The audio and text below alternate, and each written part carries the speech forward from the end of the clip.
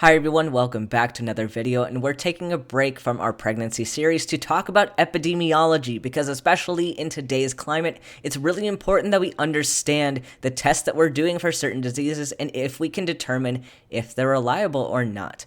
So today we're talking about two terms that relate to this, sensitivity and specificity, and how we can use these to determine if your test results are reliable and what that means for you going forward.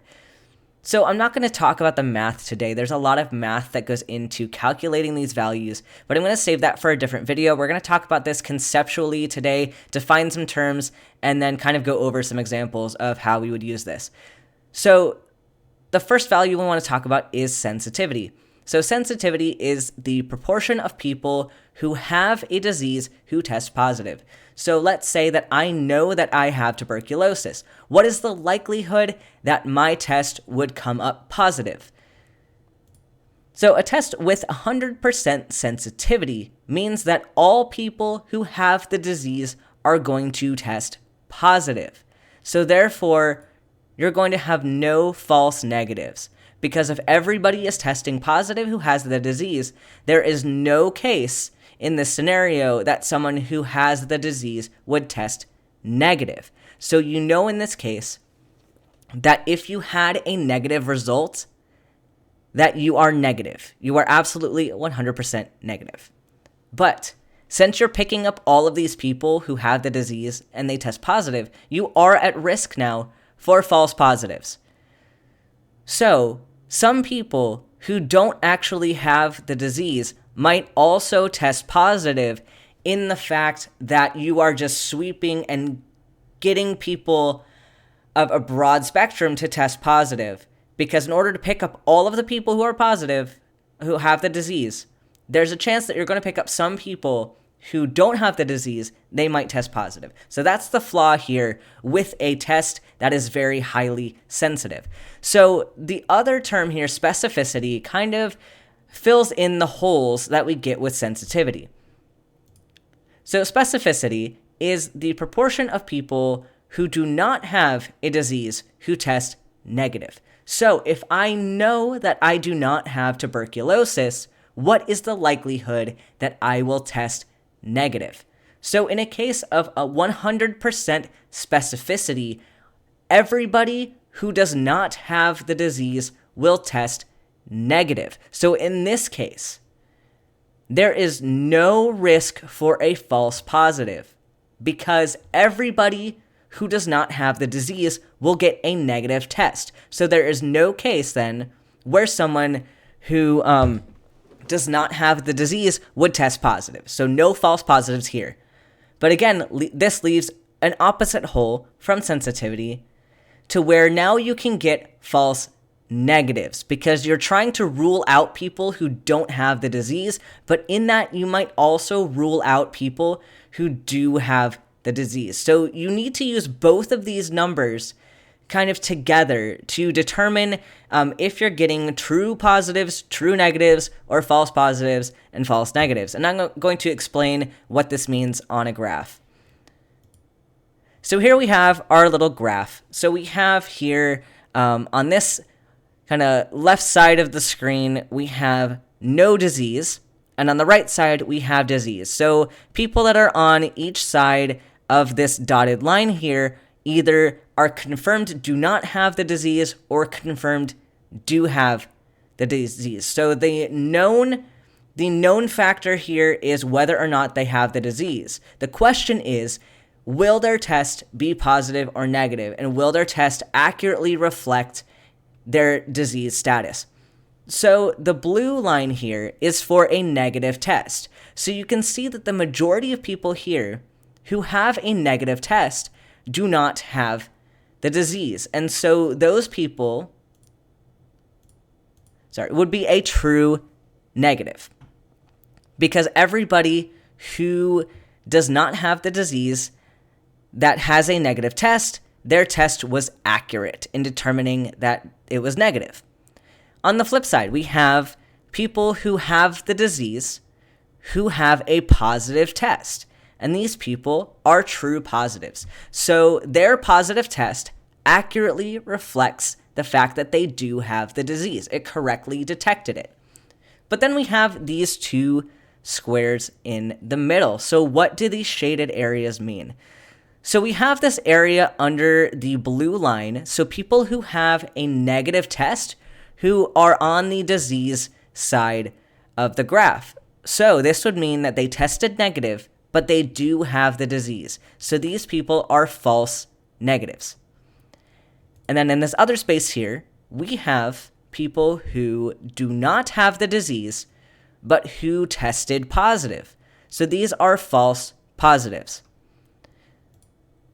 So somebody who falls in on this solid black line here, this is our 100% sensitive.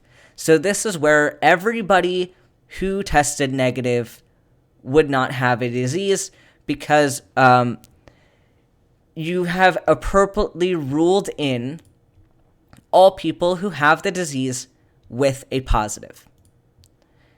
And then on the flip side here, this is 100% specificity, where all positives are true positives, if that makes sense. So we're going to kind of apply this to the COVID-19 rapid test. And I know these terms are kind of confusing. If you need to pause the video and go back and reflect on the numbers that I just gave you and those definitions, this is conceptually very difficult, and I understand that this confused me for a long time, and I still get this mixed up occasionally. So we're going to go through an example here with the COVID-19 rapid test. So this COVID-19 rapid test has an average, all of the tests that have been used have an average sensitivity of about 56.2%. So it is not very sensitive of a test. But they do have an average specificity of 99.5%. So it is a very specific test. So let's go through a practice here. If I have COVID, if I am confirmed to have COVID, what is the chance that I would test positive on a rapid test? And the answer is 56.2%, because that is the likelihood, that is the sensitivity. The likelihood that if I have COVID that I would test positive is the sensitivity. But that also means that the remaining percentage, so 100% of out of 100% of people who have COVID, 56.2 of them would test positive. So the remaining 43.8% people who have the disease would test negative. So 43.8% of people with COVID get a false negative. Their negative was not accurate in detecting their disease state. So then, if I don't have COVID, what is the chance that I would test negative? And that's based on the specificity. So the chance that I test negative if I know I don't have COVID is 99.5%. So it's really, really good at telling me if I don't have COVID that I will probably test negative. But the problem here is 0.5% of people who do not have COVID would get a false positive. So there's some important takeaways from this. So if you don't have COVID, it's very, very likely that you would test negative and be tested and graded appropriately on your disease status. However, if you have COVID, it's a very low chance that it will pick you up. Granted, 56.2 is still a majority. It still will pick up the majority of people, but 43.8% is a significant amount of people to miss with a test. So the takeaway here is, if you test positive on a COVID-19 rapid test, you probably have COVID. Your positive result is probably accurate in determining that you have COVID.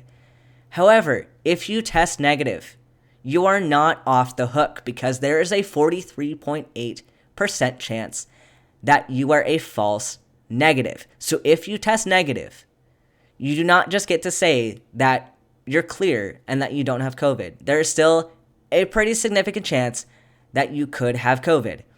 And I'm going to go into details in a later video going through the math of how we got here, and there's some other values that will play into account with this epidemiology and make this make more sense, flipping this around to talk about what is the likelihood if you have a positive test that you actually have the disease. That's a different equation, and we'll go into that later. But I hope this all made sense. Please leave your questions and comments down below, and I will see you all in the next one.